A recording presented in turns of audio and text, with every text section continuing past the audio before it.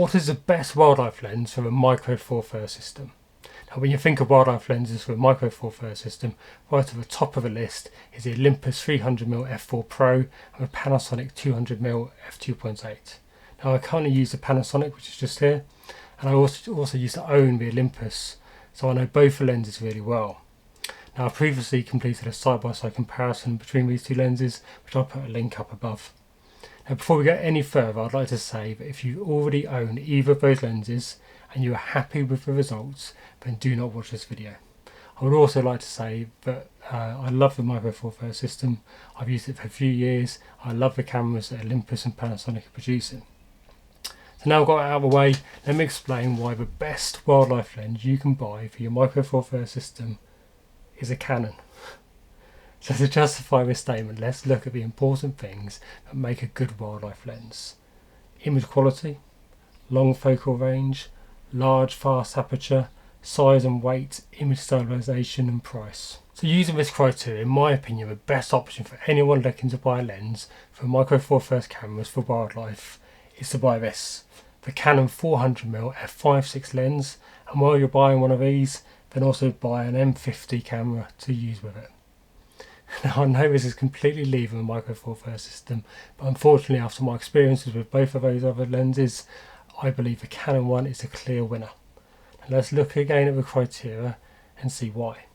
Let's look at price. Now the Olympus costs £2,199 new and used for around £1,250. The Panasonic is around £2,000 new and £1,000 used, and the Canon is only £1,199 new and around £500 used. In fact, I paid only £485 for this exact lens, and the M50 cost me £411, so £896 altogether, which is much cheaper than either of those lenses alone, and you get a camera and a lens. So let's look at range. Now with the crop factor calculations as well for both these cameras, the Canon is 640mm, the Olympus is 600, and the Panasonic is 560. So that's another win for the Canon. Now Aperture looks like a win for the Olympus and Panasonic because they're both at f4 and the Canon being at f5.6. But Aperture is important for two reasons, one for exposure and one for the depth of field. So let's separate these two. And first off, it's true that the exposure will be one stop slower with the Canon, but the Canon sensor is larger and that's going to be better for ISO, and at least one stop better. In fact, for my test, it's about 2 stops better performance than the GX80. So I can gain the exposure back by increasing my ISO by 1 stop to compensate. So we can say that the exposure is not going to be harmed, so we can now call that a draw. Now let's look at the second impact of Aperture, which is depth of field. Now unlike a lot of people think, sensor size has no impact on depth of field. It's controlled by the focal length of the lens, distance from the subject and the aperture. So because of that, we can calculate the depth of field of each of these lenses. So the Canon at f5.6, 5 meters away from the subject, will give a depth of field of 48.8mm, compared to the Olympus at f4, 5 meters away, 62.6mm, and then the Panasonic 72.2. So again another win for the Canon.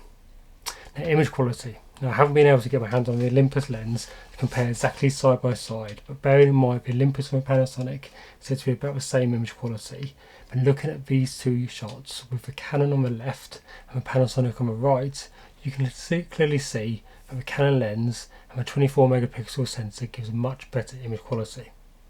Now I wanted to give the Panasonic the best possible chance against the Canon, so I shot it without the teleconverter on at only 400mm and again at f5.6 to match the Canon, and also moved it forward to match the composition of the shot, but still the Canon is a winner. Now if you think this is just because of the megapixel from the Canon sensor, then if you look at this shot, which has been reduced down in size to match the 16 megapixel and the crop of the Panasonic, you can still see a massive difference in image quality. So that's another win for a Canon camera with image quality.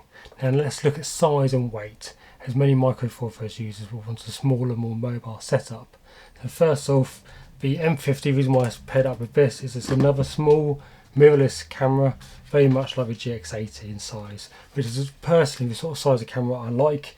Being able to add a battery grip to it when you're using lenses like this, but also still having a small compact camera. Now, with regards to the lenses, they're also very similar to each other in size and weight. The Canon is the lightest at 1.25 kilos, then the Olympus at 1.27, and then finally the Panasonic here, which is a 1.45, which is the heaviest. They all take a 77mm filter thread. Now, Canon is slightly longer at 260mm. The Olympus is just 3.3 centimeters shorter at 227, and the Panasonic is only 200mm. So the Canon is a little bit lighter and a little bit longer, so it's fair to say that's probably a good draw. Now, I know at this stage you're probably shouting out at me about image stabilization, because the Canon lens has no image stabilization at all, and both the Olympus and the Panasonic systems are famous for having very, very good image stabilization. And it is true that you can handhold these systems at maybe 1/25 of a second and still get a sharp image. But with wildlife photography, unless your subject can guarantee to you that it's going to stay still for you, you'll be stupid to use those low shutter speeds. In fact, I've wasted quite a few shots before where maybe at, I don't know, 250 of a second, trusting the image stabilization to get me a sharp image. But in fact, what I've done is blown up the image afterwards to see that the subjects move slightly, and I've actually got motion blur. So because of that, I would always be at around 500 of a second or above, typically more likely to be a thousandth of a second. And to handhold this lens with no image stabilization at 620mm, I need to match the focal range with my shutter speed. So I'll be at similar shutter speeds anyway.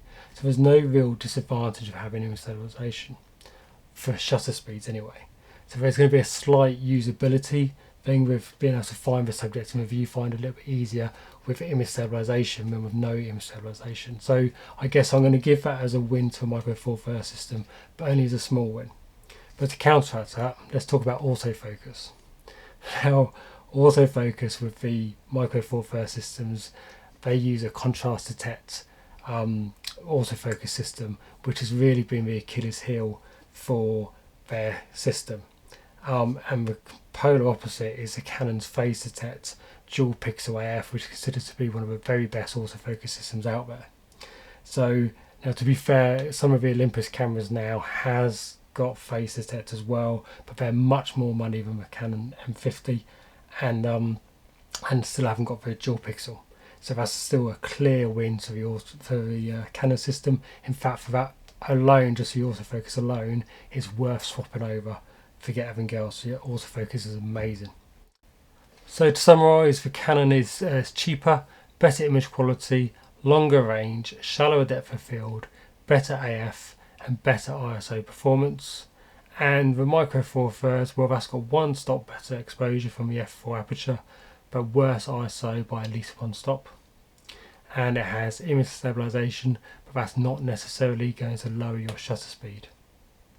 Now, to balance, I think it's fair to mention a few smaller things. First, a Micro Four Thirds camera I've used as a GX80, which is only a 16 megapixel sensor, and you can get Micro Four Thirds cameras with 20 megapixel sensors, which would increase the image quality slightly.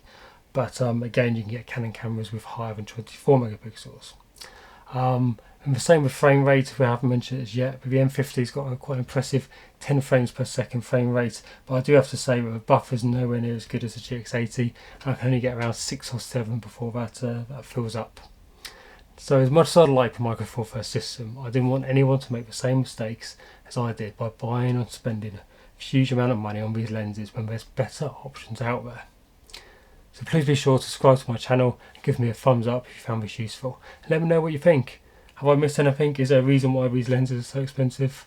And is there any other options out there? Sony, Nikon, is there similar systems out there available? So please let me know. Bye for now.